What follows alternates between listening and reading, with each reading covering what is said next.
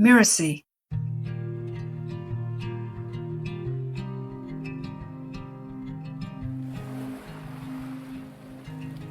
There was once a boy who lived on Rathlin Island. Now Michael, like most boys his age, loved nothing more than to go out and about, exploring and looking for mischief. And each day his mother would say, "Michael, don't go climbing the cliffs, you'll get all dirty and messy." "All right, Mammy, I won't go climbing the cliffs."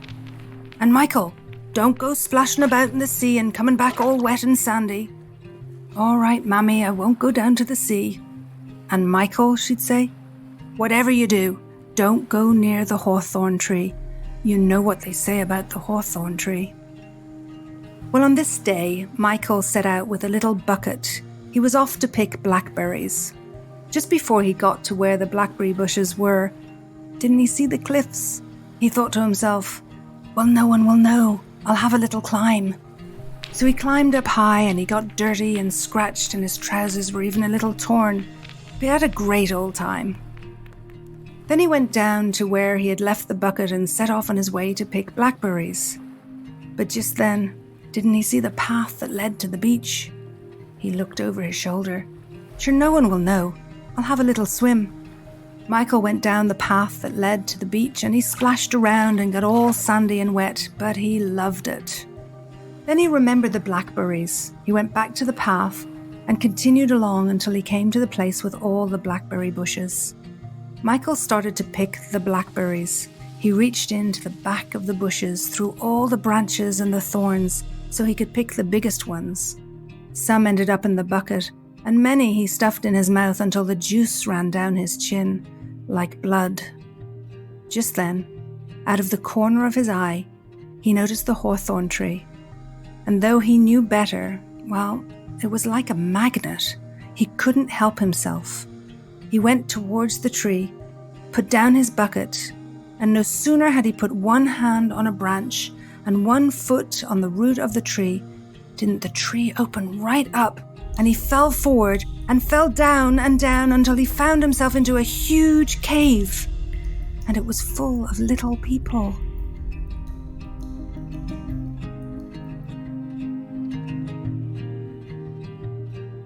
Hi, I'm Lisa Bloom, the Story Coach, and you're listening to Once Upon a Business. In each episode, we'll explore a story, a fairy tale, folk tale, or traditional story, so that we can discover the amazing lessons relevant for business and for entrepreneurs.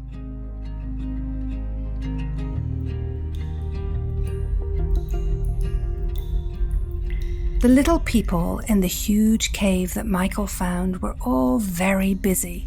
Some were sitting around the fire cooking and talking, some were cleaning and scrubbing, and some were playing musical instruments.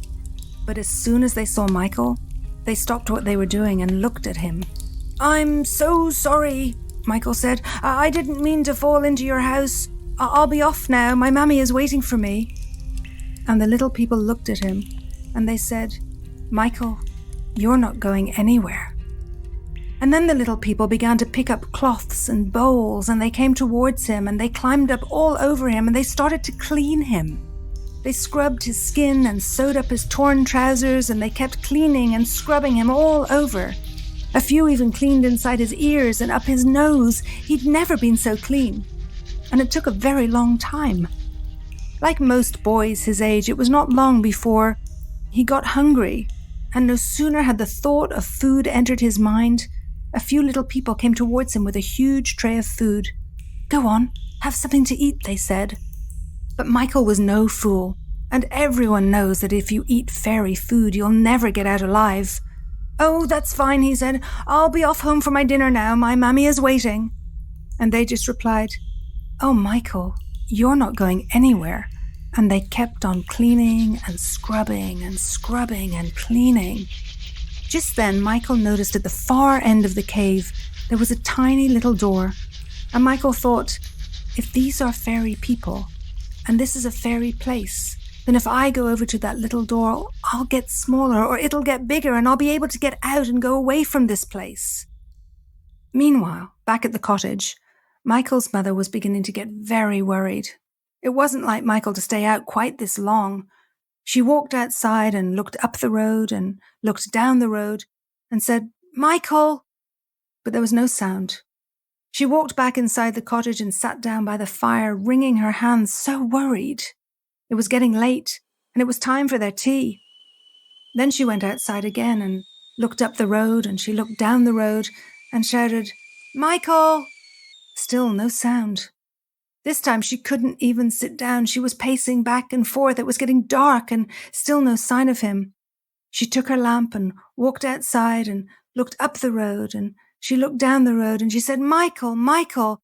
And then she heard the sounds of running feet. And there he was, standing in front of her. She just held her breath and said, "Michael, I'm glad you're home." She took him inside and sat him down at the table.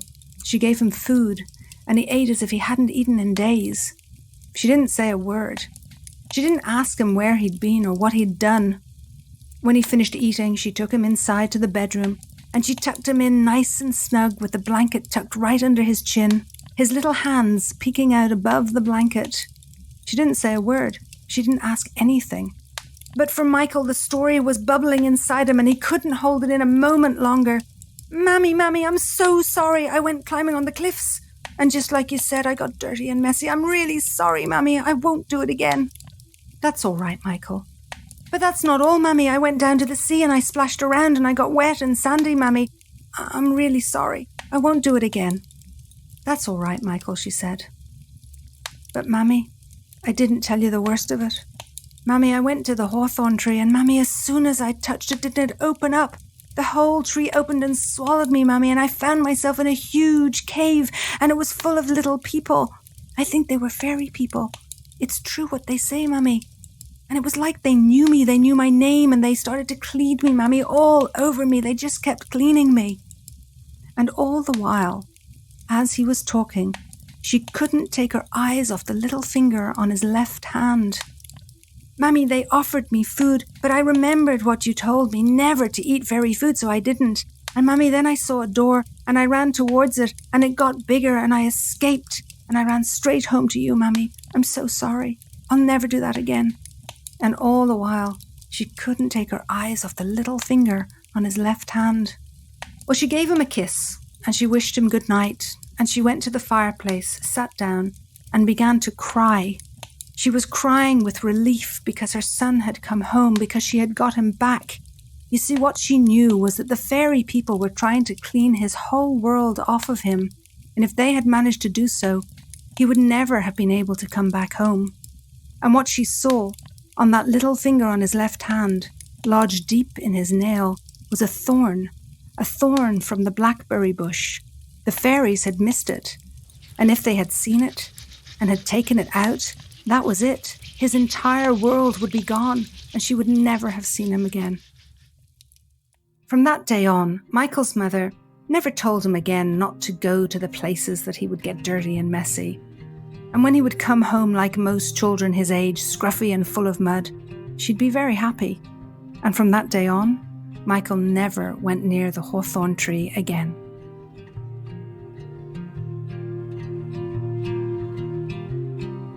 I've been telling this story for years in a business context, not because of its lessons necessarily, but because of the experience that it provides to us as adults. I often ask my audience, when was the last time you heard a story like this? And for many, they either can't remember or they can only think of the times in their childhood when they were told these kinds of stories. So it's a wonderful example of the power of story to immerse us in another world, in a different time and place. I remember once telling the story to a group of very serious executives. They were somewhat ambushed by the story and by me. You see, they were told that they were to attend an organizational intervention, and they were prepared to talk about change management and strategic initiatives. And here I was telling them a story about a little boy who gets captured by the fairy people. It was quite a shock. And yet what happened was amazing. They just sank into the story, and my colleague who was observing from the side said that when I described the little boy being swallowed by the tree, they all kind of lurched forward as if they too were falling into the cave. These senior executives, terribly serious people, were swept out of their highly pressured and structured environment full of expectations and deliverables into a world where they could imagine again and get lost in the moment of the story. So when we moved out of the story and back into their world, they could be creative and free and open to ideas and initiatives that were not accessible to them prior to the story experience. So sometimes a story is useful and helpful in business simply for this, to move us to places we can't quite imagine or see on our own, and to access the parts of us that long to be creative and free. And with all this, the story still has some interesting lessons beyond the experience. The little boy, Michael, is a natural rule breaker, as most young boys are, and I believe are most entrepreneurs. Many of us love to push the boundaries of what's expected or what's allowed in order to bring our most creative selves to the ideas we long to propagate through our work. So like Michael, we may look over our shoulders to see who's watching and if we can get away with it. And then if we can, we love to color outside the lines, to push beyond what others are doing or what's generally acceptable. That's what makes for our innovative products and services. Michael is also amazingly calm and collected if you think about it. Despite his terrifying ordeal, he keeps his wits about him and remembers not to eat the fairy food. That's the first thing that saves him. And then paying attention to every detail around him, he sees the door and the path to his escape. It's a reminder that in business, we need to stay calm and not get rattled by the unexpected caves we fall into. If we find ourselves in a difficult situation, there's always a way out. I had a client who realized that the accountancy firm he'd been working with was incredibly inept in keeping up with his accounts. It turned out that he had incurred many fines and financial debt when he thought that he was on top of it all. Well, first he was pretty devastated, but quickly he recovered. He kept his head, he took swift action, and managed to minimize the impact and the damage. He also took complete responsibility for not keeping his eye on the ball. Ultimately, he'd let it go on for far too long. Once he made the changes, he found that his company became much more profitable in the following years. He realized, and I think it's so true, that in business we need to stay calm and know that there's always a way out. In the story, the mother is the rule maker, and she tries to keep Michael safe and clean, a hopeless goal, I can tell you, as a mother of boys. Yet she learns to let her son be free, to run wild, to explore. Similarly, if we're going to run a business, we have to experiment. We have to tolerate ambiguity. We can't plan for every possible contingency. And we can't be so afraid of what might happen that we don't even try. Because business is messy. It's not a straight line to success. And the sooner we learn to tolerate that, the more content and fulfilled we'll be on our entrepreneurial journey. It's not always about where we arrive or what we achieve. It's important to be able to appreciate and even enjoy the journey, even if it's ambiguous and challenging, or dirty and messy. And finally, after I shared this story with one of my colleagues, she said, "I wonder what's the thorn in me that keeps me grounded? What is it that can always lead me home?" It's an interesting and important question. And when I think of home, I think in terms of being authentic and connected to my values and my purpose. In business, it's so easy to be led astray or pulled in many directions, and so important to stay grounded, focused, and aligned with our true purpose. It might be helpful if we can all identify what it is that can help us stay clear and grounded. For me, it's my stories. They remind me of who I am, where I've come from, and where I'm going. They help me understand the work I need to do, the people I need to serve, and create an understanding for me of my place in the world.